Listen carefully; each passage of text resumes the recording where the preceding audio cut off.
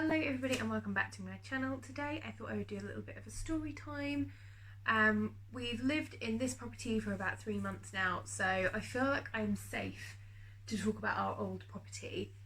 I was reluctant to kind of tell this story whilst we lived there, for obvious reasons that you will see, and also whilst we were waiting to get our deposit back I didn't really want to talk about it, and yeah, I just thought it might be an idea to kind of give it some time, because it is a bit of a nightmare landlord estate agent story. So I'm not going to mention the estate agent's name just because I don't feel that it's fair. It's quite a well-known estate agent in the UK and I don't want my experience with one office to kind of taint the whole business, because I've never kind of used their services outside of this one office that I was dealing with. So our old property was a studio flat, so it did have a separate kitchen diner, and it was above a shop. So there were 3 flats, 2 on one level and we were on the first level with the other flat, and 1 above. I knew of these flats because I actually worked for the shop that is below, so I used to work in the chemist that was below. And the flats and the chemist were all owned by the same company, which is a kind of family run chemist. I had difficulties with the company, if you will, whilst I was working with them. I did not leave my my employment with them on good terms, and in hindsight renting a property from them after then was probably not my best move, but it suited us at the time. We liked the flat, so we kind of just thought, why not? We'll just go with it. It's worth noting that to get to the property, you had to kind of go around the back, so where the entrance to the shops were for staff, and a lot of the people that I worked with when I worked there still worked there. And that did cause a little bit of anxiety for me because, as I said, I didn't leave on the best of terms. Not so much with the people that worked there. I felt very guilty because just before I handed in my notice I had to have surgery. So I didn't actually work much of my notice period at all. I had to give 4 weeks, I only gave a week. So I do feel really guilty about that. Obviously it wasn't planned and that's just how things went, but hey, it's what it is. Yeah, so moving on to the story, we'd had problems with this landlord on and off throughout the whole of our tenancy. Things like the windows were painted shut when we moved in, so when we opened them we couldn't then shut them again.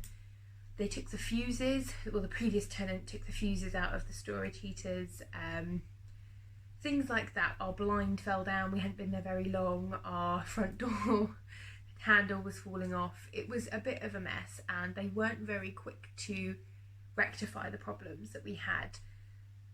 They'd send out contractors that would then go away and give a quote and then come back, and then it was annoying. And we hadn't been there very long. We'd been there maybe 2 or 3 months when I got a phone call from the estate agent saying, you need to come home. The shop below is reporting water pouring through the ceiling. We need to get into your property. Can you leave work? And it was relatively late into the working day, so I spoke to my manager. She was happy for me to go home. So I've rushed home, obviously panicking. Luckily my mum was actually across the road in town, so I asked her to go into the shop below and just see where the water damage was, see was it really bad, because I had visions of my entire flat being flooded at this point. She rang me back and was like, there's really kind of like, there's a slight mark on the ceiling. I wouldn't say there's water pouring through. So I was like, oh okay. And then I went into the shop before I went up to my flat just so I could see where it was, just so I knew where to look for in my flat.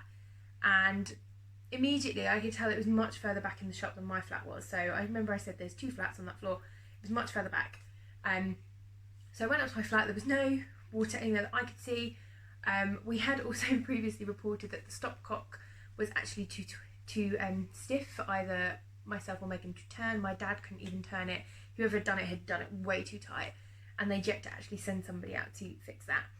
So I had to wait for a plumber to come and check everything out. He checked everything and said, short from pulling apart your bath, I can't see that there's any water anywhere.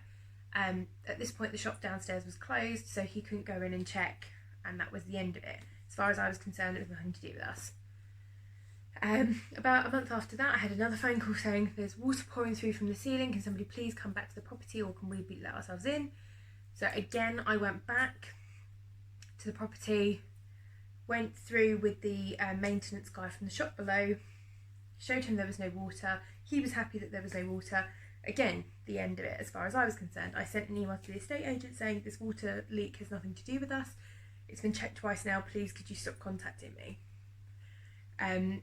They agreed, they said that's fine, and then about 2-3 months after that, so we're kind of looking at the beginning of this year now, it was about January time I think, I got home from work, I was just chilling on the sofa and I could hear a banging noise. So I got up because sometimes the way the configuration of the flat was, our bathroom window was right by the main entrance for the flats, so often if there was a parcel they would bang on the bathroom window for somebody to come out and sign for it. So I've got up and gone to the front door and there was a woman stood there, and I opened the communal door to her and I was like, hello, can I help you? And she said, I'm the manager downstairs and we've got water pouring through our ceiling, I need to come into your flat and check it. And my immediate response was, no, you're not coming in, I don't know you, and I think I would have noticed if there was water pouring through somewhere. This is an ongoing problem, as you know, it's nothing to do with me, I'm really sorry. And she became firm and she was like, no, I need to come into your flat so that I can go and tell my management that I've checked your flat and there's no water. So then I said, well, I'm telling you there's no water, you're not coming into my flat, this is a question of privacy, this is my flat, you're not coming in. And at this point she started moving towards me to try and get past me into the communal hallway, and she was like, I need to just check. And I was like, no, you do not need to just check. I'm telling you that there's no water. And then she asked me if I'd flushed my toilet recently, if I was running a washing machine, had a shower, things like that. And it was like, actually, that's none of your business what I'm doing in my flat. I'm telling you that there is no water. This has been reported. You need to sort it out. And then she became quite, I don't want to say angry, but she was very firm and like, this is my shop. My stuff is getting ruined. I need to check this. And then she said to me, well, you may not be able to see it. It might be under the carpet.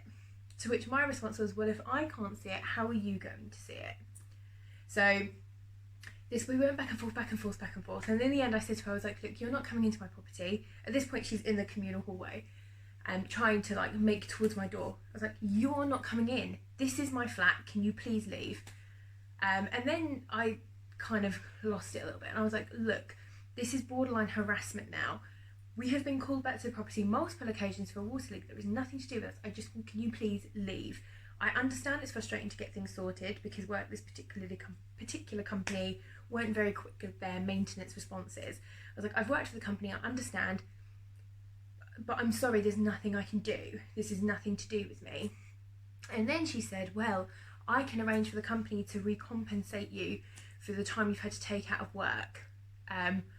And I'm not gonna lie, I laughed in this woman's face because the way I left it with the company when I was working there is they didn't even want to pay me for when I was working there. So they're not gonna pay me as a tenant.